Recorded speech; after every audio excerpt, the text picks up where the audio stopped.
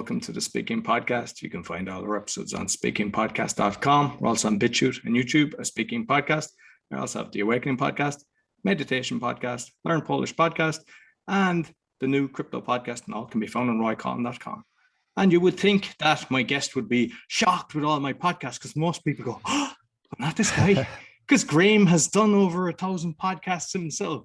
Please welcome to the show, Graham Brown. Hey, Roy. Great to be here, fellow podcaster. Sounds like you might be catching up on me there. Well, I don't know about that. I'm not sure how many you've got. I think, is it 1,500 plus you have at 1,500, but you win in variety. Meditation, Polish, speaking, take your pick. Exactly. I think I 430 or something like that I have at the moment. Oh, that's very good. Yeah. So I don't know, but they're all doing well. They're all in kind of, except for the new one, obviously, but they're all in the top 1% and 3 in the top 0.5%. So, happy enough with that. So it's quality, not quantity, exactly, like some people. Exactly. So you might, no, you might let the audience know who's Graham. Well, I guess I'm a storyteller, Roy, at heart. I've just worked out somehow there's a way of getting paid for telling stories. You know, when you're a kid, you get scolded by your mum, don't tell stories. Well, I think as you get older, you realize how important storytelling is, whether it's in business, if you're influencing people, if you're making change, if you want people to do anything, you really have to use a story to package information.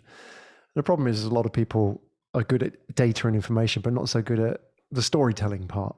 So, I found my niche in telling stories and helping other people tell stories, whether that's through creating podcasts. So I work a lot with brands, helping them tell their stories, or helping people get on podcasts, which obviously now, given the speaking circuit has changed in the last 24 months fundamentally, that people now are looking at podcasts as a way to get out into the public speaking sphere. So that's a lot of what I do in helping them refine and practice their content.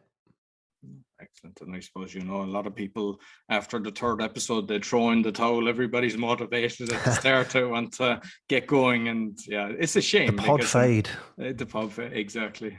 Yeah. It was easy to get started, isn't it, with the podcast?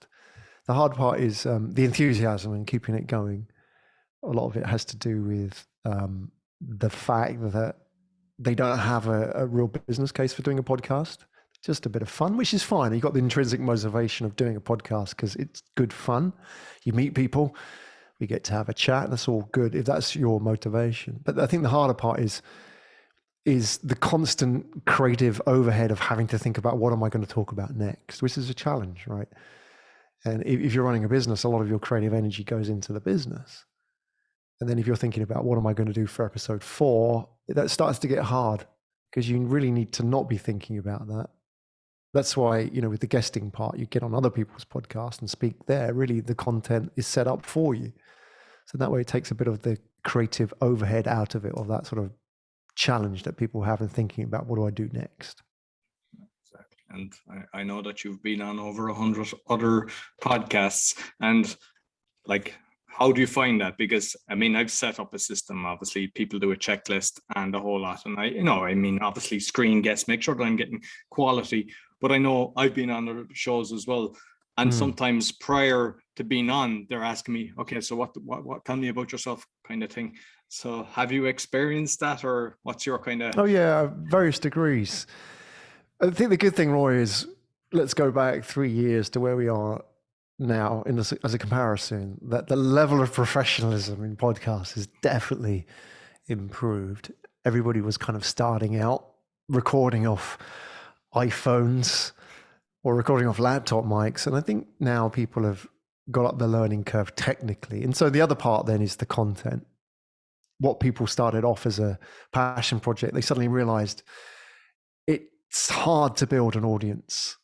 It's hard to rely on guests to share your content to build an audience. That doesn't work anymore. That model of get the guest to share it with their fans come to your podcast, that doesn't work as a way of building an audience anymore. So now people have to think about, how do I make this content really engaging?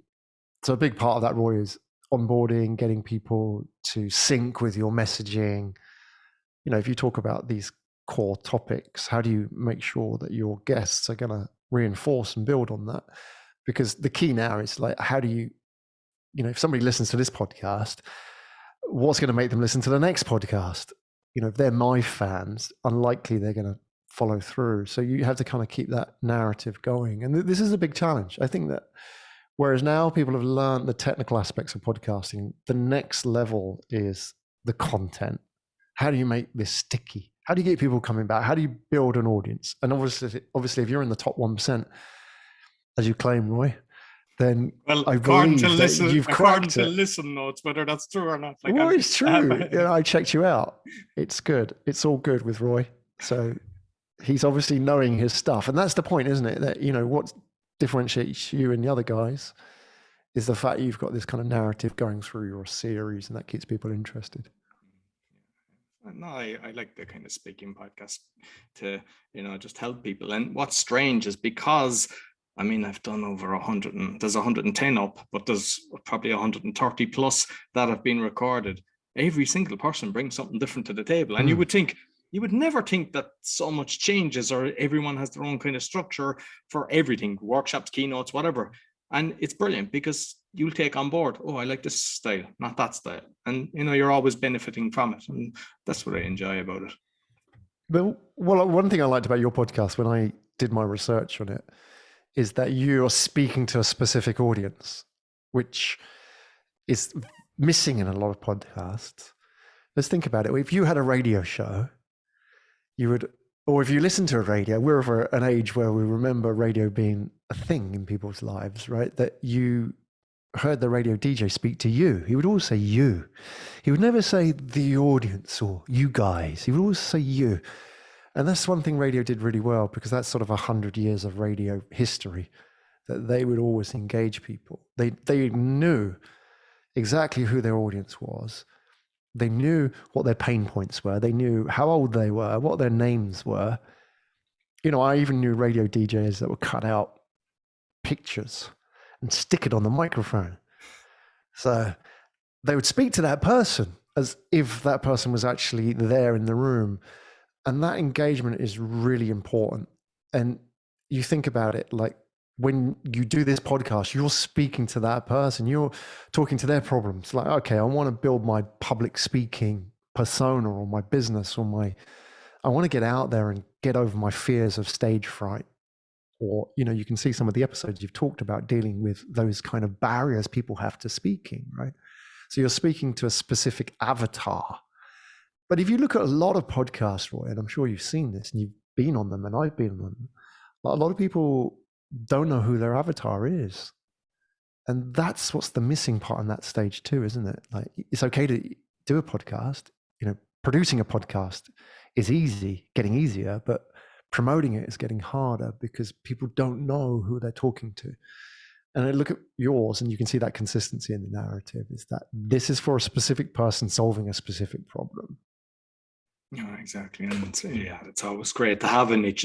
It's like with all of mine, obviously meditation, you go down that route and you can find the groups that people would be kind of circulating around that and promote them groups. But like with the awakening one, that's kind of more general. And I was afraid of that. I was like, because it's relevant to everybody, but it seems to have worked because what's happened is on Facebook, and you'll find groups that are connected with the topics, like current events and stuff like that. So you can just go into them. But as far as putting it just out there, that doesn't work. You need to not anymore. No. And it's like the old days when people used to publish a book, isn't it? Like you publish a book and people bought it. But now it's like, yeah, you got a lot of competition now on Amazon. And I've even heard of people, they were even saying like when they find a publisher, it's like, it's still up to you. They're not promoting it. It's like, we'll take 95% of the money, but if you want to get it out there, you need to do the marketing. And you got to hustle. And it's the same with podcasts, right? That the days of producing a podcast and therefore getting an audience because there were too many listeners are gone. I think there's now 3.7 million podcasts in the world. That's a lot. And, it's very much one of those sort of exponential curves. The top 5% probably get 80% of the audience and everybody else is getting these small slithers of what's left over. So it's a real challenge. And I think, for those people out there that in your audience who are interested in speaking and starting a podcast, the starting point always has to be, who am I talking to? Define that person really down to the niche. So, when I do my podcast, it's always about speaking to Nicole. So Nicole is, a 30 or 40 something comms head in a brand, for example. So when I do my podcasting for brands podcast, that's always about speaking to brand communications leaders. I know her challenges. I know how she speaks. I know the language she uses. So I'd speak to her. I wouldn't use certain terms and concepts because she would think in a certain way. So I think that's really important, getting into that kind of mindset. And all the other stuff like promoting it in social media, that's all secondary to understanding that audience, because you can start with 100 people. If you can have 100 people in the audience who really love what you do, that's a really good starting point. Yeah, exactly. And I've seen people, they get the kind of at the start, you start off and you get 30, 40 and you're like, but you just keep going. And you like, if you keep tracking it weekly and you go, okay, it's increasing. And I do a weekly show with one guy on the Awakening podcast. And we basically said, if one person listened and made a change, would we still do it? And we said we would. So it wasn't about getting 10,000 or whatever. It's about, and sometimes some of the episodes, because we get shared on a few channels, it would hit 10,000 plus, even maybe 50,000. It's hard to track it when it starts going in all directions, but it's not about that. It's about, and you get the feedback. I mean, obviously you've got a lot of feedback just from the listeners, how you've made an impact on their life. And that's a nice feeling as well to have. I feel the nearest analogy is like running a restaurant. You can have the kind of restaurant that has the sea view, and you've been to these places on the tourist trail with the sea view. They get the coachloads of tourists. They all come in. The food is crap. They serve the frozen paella, all that kind of thing. And then they disappear. They overcharge them, shortchange them, crap service, never come back. They don't care because another coachload's coming tomorrow. So that's one type of restaurant. But the restaurants that make money are the ones that, maybe they're a little bit out of town, off the parking lot. They're the ones that the coach drivers will go to when they drop off all the tourists, right? But they're the ones that can get people coming in and fill a restaurant Wednesday afternoon, Tuesday night. Everybody can fill a restaurant Friday, Saturday night, no problem. But a restaurant is only profitable on the other 5 days of the week, when you can get that person who comes on Friday night bringing back their wife on Tuesday and the people from the office on Wednesday. Girlfriend on Thursday. Yeah, I was going to say girlfriend one on Thursday. So as long as the waiter knows who they are, gives them that knowing look.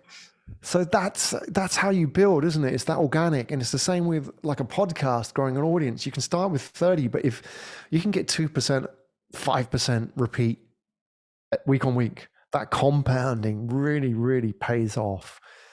What we see in most podcasts is going back to that guest sharing model, which people have relied on. What happens is, I bring in 100 people to your podcast. It's like the drive-by. They come in on the coach load, they consume your podcast and they're gone. They don't care about your other guests. They don't care about what they have to say. They only care about me. And it's the same with the next person. They only care about them. And they'll listen to it, whatever they talk about. But those people never become repeat customers. The hard work is talking to your customers, your listeners, and keeping them coming back, interacting with them. You talked about Facebook, for example. You see with good podcasts, I see some of the best podcasts, they have communities built around them, whether it's Facebook or Reddit or Telegram, for example. They're actively engaging and talking to their communities, just like, Roy, in the old days with radio, when they had the phone-ins and the radio DJ would be at the local hospital, doing a broadcast from the ward. That's what radio did really well. And we can learn a lot from radio in terms of building our audiences. And like you mentioned as well, that, when you're on different shows, like they don't kind of promote, but I don't know what's your experience, but I've had plenty. I'll share with all my media and everything. And like sometimes they'd have a huge following. They're the ones that never do it. It's the people that say nothing they do share it, and Yeah. like you tag them, and then they'll like it, and then they'll post it and repost, and it's the people that say nothing. Like sometimes they'll do wonders, and like I remember for the speaking, it was a 16-year-old I got on who was a beatboxer, and he had way more numbers than anybody else. And I've had some serious people on, and But he sounds interesting already, right? exactly. But because he started because he was obviously delighted. It was his first pod, but he was a great guest, because I mean he had started speaking, because normally you can't join Toastmasters till you're 18. So he got his dad to join and stuff like that. But the way sometimes people think, I mean, I've had on The Awakening, I've had the likes of David Icke, Dolores, I've had loads at the top, and I know you've interviewed a lot of the top people. Sometimes they're not the ones that get and people think you land the golden giant and you're done. No. They're the least likely, but they do have a role. They have a role in getting the other guests and somehow validating your podcast. But those celebrity guests do very little for your numbers. I'm surprised. People like, you talk about David Icke, for example. I've had people like Tony Fernandez on mine, and very little. I don't think he shared it. I think AirAsia shared it, but he didn't share anything. And so he didn't drive a lot of traffic. And that happens, right? I feel people will get a celebrity guest and bang, all your audience problems are solved. No, not at all. It's those 16-year-olds. Again, it's the restaurant analogy. It's people coming back and just good quality food, good quality content, bringing people back. Absolutely. So you've done radio as well, I believe, yes? Student radio. Still radio. Never been paid for radio, if that's what you're saying. I've been on radio. I've done podcast. Been on student radio, but I've never ever got a job at a radio station. So there you go. But I suppose even just being on the radio, I mean, obviously it'd be nice if you had got paid, but like, what have you learned? What kind of, because some of the speakers would like to get on radio, or even sometimes they're being interviewed. What kind of tips and tricks could you share with the people for that? Well, I work a lot with radio people. So a lot of people who are ex-BBC, for example, are now in the podcasting space, a lot of ex-DJs, because there's also a lot of commercial radio people who are a different sort of group of people. So the BBC type are very much pure content people, whereas the commercial people are more thinking about the audience and how do we make this work, for example, and more sort of commercially minded, obviously. Now, what it comes down to, I feel, in the success of radio is you've got to really practice your material if you want to be a success on any stage, whether that's radio, TV, or public speaking. And radio, particularly because the timing is so limited, you've got the bookends of a show. It's not going to overrun and it's not going to underrun. And there's bits where they have to drop in the advertising. So they need to have tight content. And you can see when you're talking to a host and they're starting to wander because you're not on point. So the key here, I think it's like stand-up comedy. I don't know, Roy, do you do any stand-up or anything like that? I've tried. I've actually done open mic, yeah. And I mean, a lot of my speeches, I got into the final of Toastmasters for 5 countries with a comedy speech. So I enjoy it, actually. Is that stand-up style? Was it ad-lib? Do you practice I've done the stand-up in an open mic, but with the competition, it's like a 7-minute speech, but with humor. Wow. Yeah.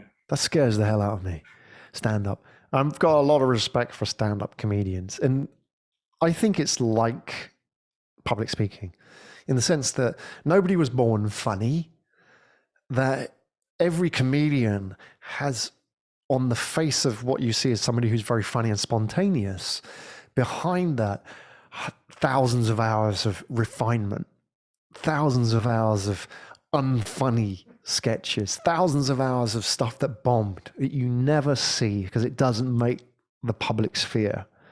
What they've done is they've gone out, and I was listening to the story of Kevin Hart, the little guy comedian who is the world's most highly paid comedian. And most of his money, he does the Netflix stuff and so on, but most of his money comes from stage performances, obviously, until everything changed in the last 2 years. He does big arenas, 50,000, 100,000 people. And he was saying the way he practices his material, and this is great advice for anybody thinking of going on radio, is that what he does is he does it in a 2-year time span. So year one, what he does, Roy, is he goes out and he can do 50,000, 100,000 easily in terms of audiences, but he goes out to the bars and the dive clubs with 5 people and 10 people. They're clearing up, you know, and they're drunk and like the heckler's there and people don't really care. And he does those deliberately. And he'll do that for a year. He'll go out and he'll practice all his material constantly in these dive clubs. And, you know, he can see right in front of him that guy raw responding to him. Was that funny? Did that woman laugh? Did that guy heckle? What did they do when I told them that sketch? Or let's do a different version of the sketch tonight in front of those 10 people. He'll do that every night for a year. Can you imagine the kind of practice they're getting in, gigging? And then what he'll do after a year is he'll then get all that feedback and roll it up into his material. And then he'll take that out into public. And this is important because great public speakers look effortless. But what they've done that is hidden is the work. They've practiced and they practice and they practice. They haven't necessarily done it in front of a mirror, which is important because I think people think that you just kind of print it out and you read and you read and you read. You don't. You've got to face the moment of truth. And this is key in public speaking. The moment of truth means rejection. You've got to face, and you will know this from stand-up, that sharpens your instinct to get funny when you tell a joke and it's just silent. That's like when the ground opens up and you want to just jump in the hole, right? There's nothing more powerful as a motivator to make you more funny than to overcome that fear of rejection. And it's the same with any kind of content. It's just constant refinement.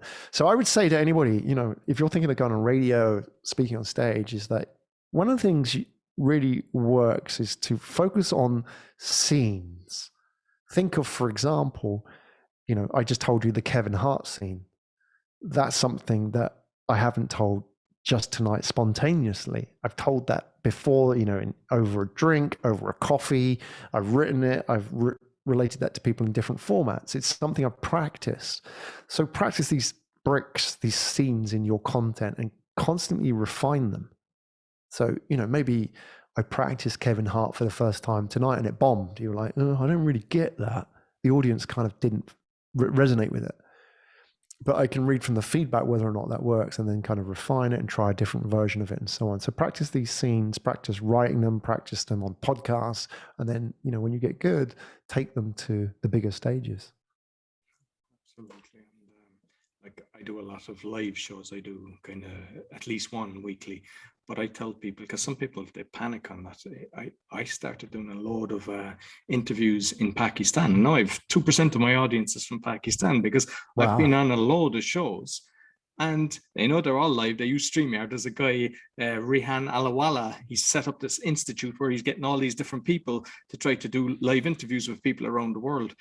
And you just get so comfortable with it. And plus, you know, when you're talking, like the story, as you say, when you know, hey, that went well, or you see how the person is reacting to it, or even the comments later, then you know that the next interview, yeah, this one works, this is better. And you're just kind of sharpening your saw, you know. And like, I love the story with you know, Kevin Hart, because I mean, yeah, I've seen that as well. I've read that, and it's like, you know, it's the way to do it because people don't do it, you know. It's very agile, isn't it? That's the key. People think you're born funny. It's a lot of refinement and material. You know, that's you know, everybody talks about agile these days. That's really it. It's that constant refinement, evolution of your content, practicing thousands of hours. Absolutely. And I know myself, there's times that like I could say something, some people would get it and I'd kind of run it by someone and it wouldn't die. But sometimes like you might have one or two would laugh and it'd be something that I didn't expect to be funny. Loads of people get, and the only way you can do that is by practicing and just constantly being out there, and that's what makes. You mentioned in one of your podcasts awareness, for example, and there is that, isn't there, in public speaking, which comes with practice. There's a great book. It's quite old now, by I suppose he's a psychologist, somebody called Mikhail Csikszentmihalyi. He wrote a book called Flow, which was this psychological state, peak performance state. I know you're a Tony Robbins fan. Peak performance state that you can achieve when you are doing something which you have practiced many, many times. So it could be, for example, if you're a tennis player and the way you hit the ball, you're in that zone. If you're like Djokovic and you're just kind of hitting that ball in a certain way, he's probably not consciously thinking of anything. That's probably the, very sort of beautiful way of depicting it. But at the very basic level, it could be like driving a car. The first time you drove a car, it's like, oh my God, I'm going to die. You don't know how I'm going to do all these things going on. And then like a few years later, you're kind of driving, you're eating a sandwich and you're trying to change the radio and so on. You've driven 15 minutes and thought, oh my God, I didn't even consciously think about that. I drove through some light screen, obviously, and turned a corner, and it was all kind of in this pre-programmed state, and that's flow.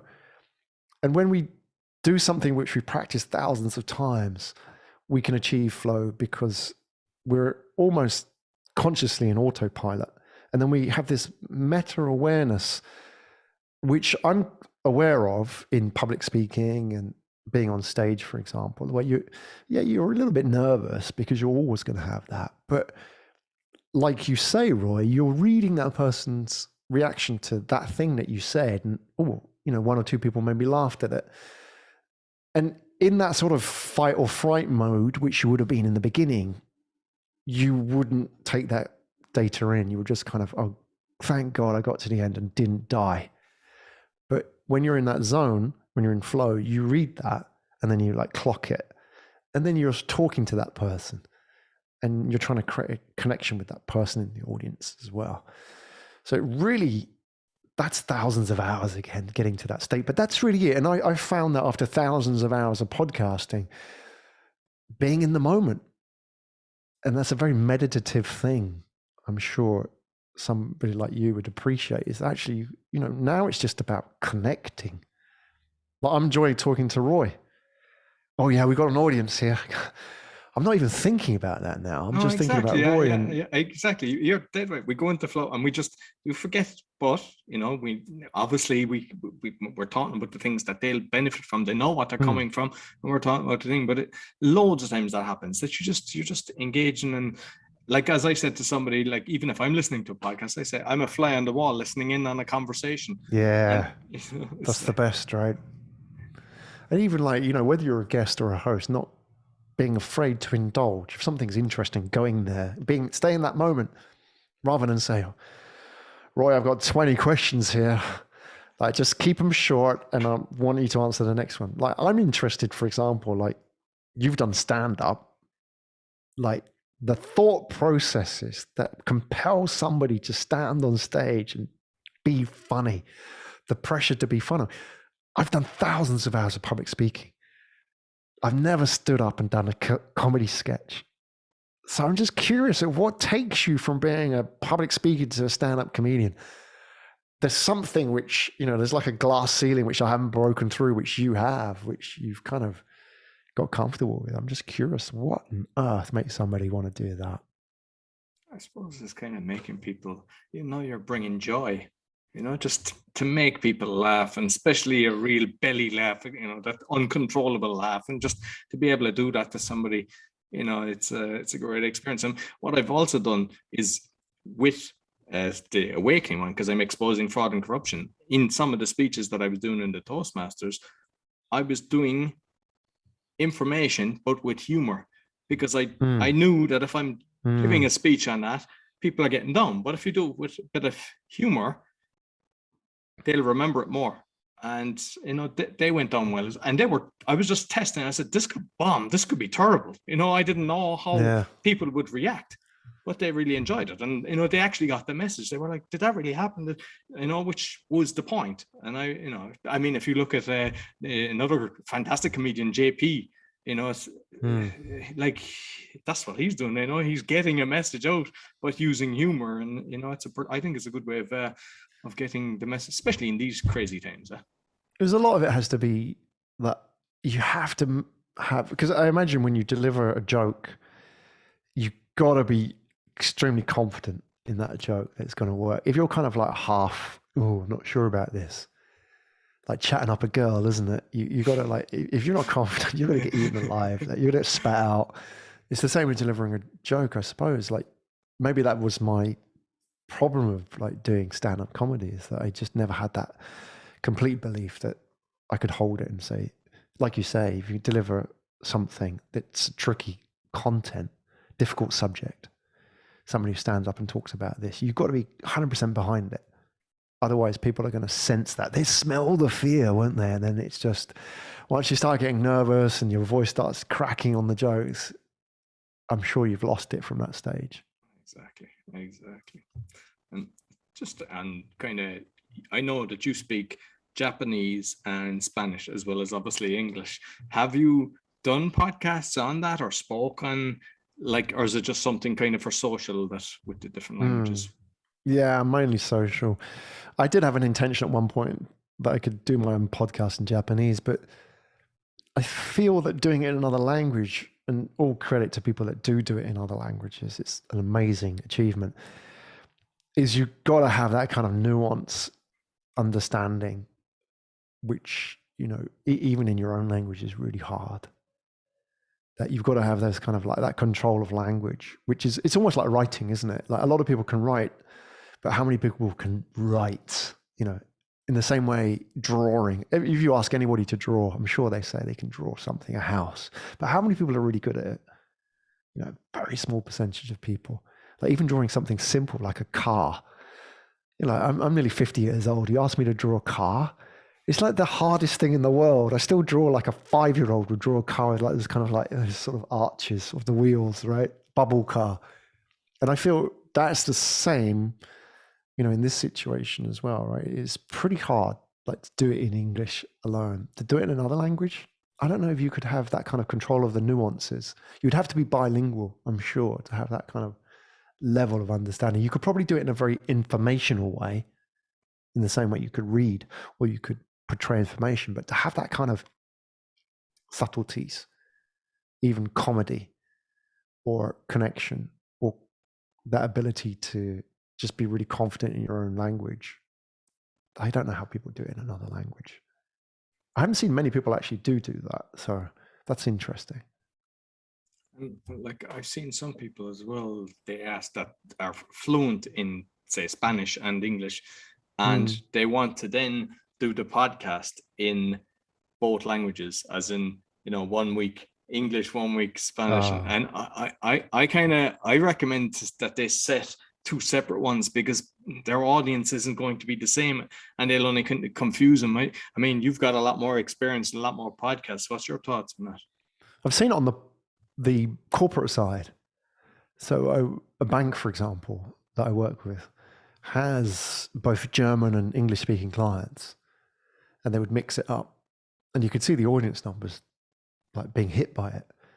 It's not that they can skip a podcast. It's just that audiences, if they see something that's not relevant to them, they'll turn off. They won't skip something. So the key here is, separating off, as you say. I mean, the fairest they can unsubscribe. I mean, it's bad enough they won't listen to that episode. So that's why I think we look at the data. I think people subscribe to on average 6 podcasts. There's 3.7 million. So there's a lot of competition for those 6 spaces in people's hopefully attention. 5 of mine and 1 of yours. That's right. And, even that's tough competition, right? You think about that. 6, that's it. Unbelievable. So with your company, do you have employees, or is it what's? Yeah, we've got a team here in Singapore, and some based around Asia who work on projects. So whether that be people who are editors or people who help us on the outreach projects when we are doing our podcast outreach. So we keep it lean, but our main base here is in Singapore. Okay. And like with the communication, I mean, obviously, because I want to discuss that anyway, the fact that you kind of packed up everything and you've lived in, I don't know, 5, 6, the Canary Islands and Spain, New Zealand and everything. First of all, like, what made you do that? What was the reasoning behind it? It's a long story. How long have we got? Well, basically, the nub of it is in 2012, I sold a business, a telecoms business, which we'd been running for 13 years, 12 years out of London. And it kind of run its course. And at the end of it, I said to my wife that didn't want to start another business, wasn't in a real hurry. Like a lot of people build businesses, sell businesses, and then start another business. And I think sometimes that's not necessarily by choice. It's just kind of, you've been addicted to this activity of running a business for so long, all the hustle, all that kind of stress and pressure. It's very addictive. And then it's nothing. But I wanted to take time out. My son was 6 at the time in 2012. So we took a look at our options and we said, well, let's travel. Bought a one-way ticket to New Zealand, and which was, the other side of the world to London. Started there and we sold all our stuff, right? Like if you've got a family, you accumulate a lot of rubbish over time, as anybody does, right? Sold everything. We got everything down into 3 suitcases. What was the hardest for you? Because I've been trying to minimalize, because I think minimalistic living is better. But I know that I was able to get CDs. I said, all right, I can get rid of all my CDs because I had hundreds, because I said I have Spotify, but my books, you see my books there. I've got hundreds. I'm wondering, what was your pain point? What was the one that was? I'm with you on the books there, Roy. I had to just give away a lot of books, and I love books, and I have had Kindles, right? I don't like digital because, if you put it in a digital device, you got 100 books inside the device. You're just like, it becomes like Twitter. You're just kind of scrolling through this thing, looking for stuff. But if you've got like a physical analog book in front of you, you take it away from the screen, go and sit in the sun with a coffee and read. There's no distraction. It's just me and the book, or read it in bed, whatever it may be. I don't like looking at a screen at those times. So that was hard. What was hard? I mean, I think if you really get down, once you start selling some things, it's like layers. You sell your car, then you sell your clothes and your bikes and it starts to become easier. You look at the big mountain of stuff you've got and you think, no way, but you just chip away at it. And then it gets all the way down. And then it's like, what else can I sell? And then you're trying to sell everything.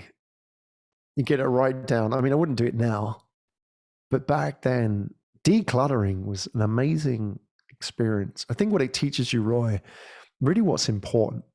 What do you need? You really don't need a lot. You really can exist with very little. We were 3 people living out of suitcases, and we didn't own a home. We didn't own a car, and we didn't really own a place we lived, if you know what I mean. Like, we didn't have an existing community that we were part of. So we would turn up to these places and really start from zero. And it's very challenging, but at the same time, it's very liberating. They say like comfort and freedom are 2 opposite sides of the same coin. That's what you sacrifice. It's one paying off for the other. So you have to give up comfort to have freedom, to experiment. It's an exploration. It's a journey, an adventure. I recommend it to everybody one time in their life to declutter, see what happens. It's beautiful what happens. Things fall apart in a beautiful way. But it's worth trying. Declutter the brain as well. By decluttering the stuff around you, you're decluttering your headspace. Yeah, the tail wags the dog in many spaces. I'll give you an example of that, a car, which I think is a fantastic example of something that's very useless in our lives. Because these days, depending on where you live, obviously, in Singapore, it's very easy to live without a car. You can grab Uber, whatever it is in your city, somewhere. You can take a bike, a scooter, whatever it is. But here I'll give you an example. In the parking lot where I live, there was a car, and on Sundays, they take the cars out and they clean them. They wash them down. And so I go out cycling. So I'm on my bike, my muddy bike, down the trails on a Sunday. Cycle past, and there's a woman cleaning the car on a Sunday, and she's a maid, right? So she's, a live-in Filipino maid, and they live in people's houses as helps, right? So basically what they've done is they've given that person the job of cleaning the car on Sunday, and she would have to have a room in the house, so they have to pay for that and pay for her. And now she's cleaning the car. And the interesting thing about the car is that family would pay 60 or 70% of their income every year for that car after tax, right? To afford it. And when you ask them, why do you need that car? And they'll say, I need the car to drive to work. And then you say, well, why do you need to go to work? Ultimately, they need to go to work to pay for the car. And you look at all of that and you've got this maid on top of it who's cleaning the car, who they have to pay and house and feed. You take all of that away. And then you're left with this very strange situation where actually you don't need a lot to live on. And to your point about decluttering mentally, that's where it comes in. You don't need to have that higher paid job. You don't need to have that bigger job title. You don't need to move into a crazy part of town just so you can commute. Then you can start living life on your own terms. I think when you go through a decluttering, let's say, I mean, I wouldn't have done it to your extreme, but I think every time you're buying something, then I always ask myself, is it a need or a want? Do I need this or do I want it? You know, and if it's a want, I don't get it. It's very tough though when you're marking your own homework, isn't it, Roy? So you need somebody else to do that for you. Exactly. So with the different clients, because I mean, I know you've got AirAsia. I think you have a McKinsey, Vodafone, IBM, like getting these clients, because I know it's kind of different. It's more in for the podcasting, but still you still have to kind of get them. And it's the same for someone that's trying to speak and land the big boys. Any advice you'd give people for kind of, because they are, you know, impressive clients to have on your, you know, company. Yeah, the real key here is thought leadership, being that guy. And that guy meaning, you know, you talk about that thing. What are you that guy about? So if I say, you know, Roy, and you say, Roy, no, Roy who? Oh, you know, Roy, he does that thing. Oh, yeah, I know Roy. And it may be that Roy that keeps popping up on my social media feeds, or Roy that we know about town, whatever it is. But to own that X in somebody's head is a really powerful piece and a valuable piece of real estate in attention, right? For me, it was podcast. And I did that by doing the graveyard shifts. I would go out and I would do the podcast and talk to people about podcasts when it wasn't popular. And I was just the podcast guy. I just kept talking about podcast and podcasting and social media, talking about podcasting and thought leadership and content marketing. To give you an example, I have an Australian friend who sent me a WhatsApp message, and it was a joke. It was a typical Aussie, that one of these kind of round robin messages during the pandemic had this video, and it says, please, whatever you do during the pandemic, don't start a podcast. And that was a typical thing that people did during the pandemic. People started podcasts, and he forwarded it to me. First thing he did, forward it to me. I laughed at it, but I thought that was really good validation, because when he thought of podcasts, he thought of me. And that's the impression that I want to make on people, that when they think of that thing, I'm in that space. Because if I go and knock on their doors now, 95% chance that they're not interested or not ready, or it's not on their agenda. But there will be a time when it is. And when it does, I want to make sure that I'm there. I may not be there physically, but I'm there inside that little box, those few cells in their head. So the advice would be, identify what your X is and then double down on it. And if you don't know, some people say, what that X is, then often it's there in front of you. It may be like you're pushing on a lot of doors in life which are not opening for you. But then there may be people that are reaching out to you and asking you things. So maybe they keep contacting you and say, hey, you know, like I need help with like decluttering, right? I know you keep talking about decluttering. I really need help. Or, you know, my mate's doing this podcast and he's looking for somebody talking about decluttering. So those are signs that you have to read. That's the awareness again, that you are being pulled in a direction. We can spend all of our life pushing that boulder up the hill, right? Like one of those kind of Greek myths.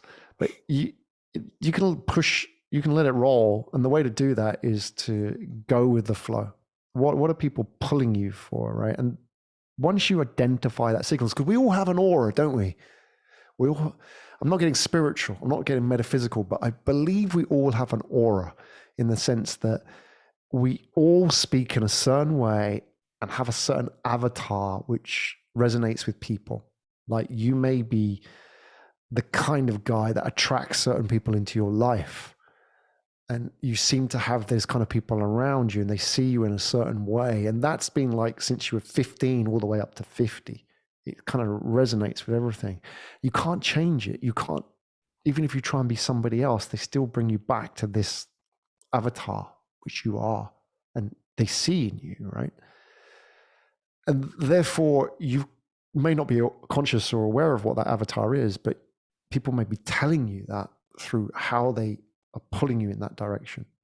So be very conscious of the asks and read those signs and double down on them, because that's the most powerful brand. It's very consistent. It's like I saw an ad the other day. I think it's one of those classic advertising case studies of Colgate lasagna, right? You know, Colgate at one point decided to make frozen lasagnas, right? It branched out into food. Everybody knows Colgate, but why the hell would you buy a lasagna for it? It's like, you know, great for dental hygiene, but terrible for food, right? Colgate has the avatar, and it's the same. Like, don't deny the avatar, go with it. You know, I have a British accent. That's something that I can use to my advantage, or it would be used against me. So I look at that and think, well, a British accent, that may work. I could either be a bad guy in a movie, or I can use that to my advantage. And it plays on the avatar of being involved in voice, for example. So all those kind of things you have to look at, which are, you know, maybe stuff you're born with, maybe stuff that you've developed over time, maybe stuff that's to do with your background, for example. It's all very consistent. You know, your accent, where you're from, your backstory, build on that, double down on it. And then that becomes your DNA and your brand. Excellent. Love it. Love it. Listen, Graham, it's been lovely speaking to you. So how can people get in contact with you? Let's go to my website, all the W's, Graham, spelled the English way, GRAHAMDBrown.com. And I'll make sure I put in the podcast description, both on audio and video, so people can find it. So thank you very much, Graham. Thank you, Roy.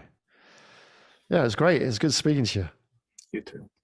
Yep, that's all for the Speaking Podcast. You can find all our episodes on speakingpodcast.com.